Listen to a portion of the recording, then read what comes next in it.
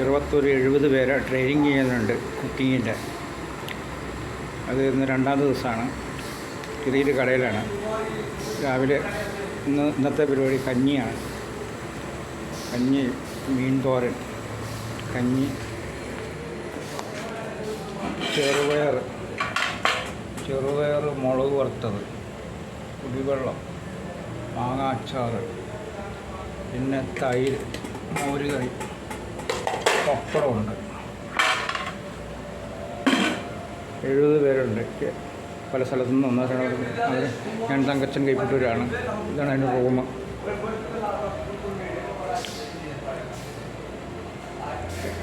ഇരുപത് പെണ്ണുങ്ങളും 50 ആണുങ്ങളുണ്ട്. 70 പേരുണ്ട്. അവർക്ക് ട്രെയിനിങ് കൊടുക്കുകയാണ്.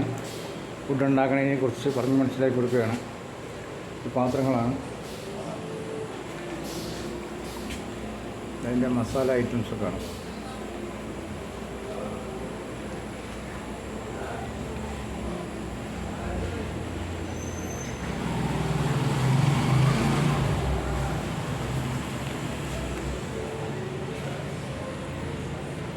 Okay, thank you.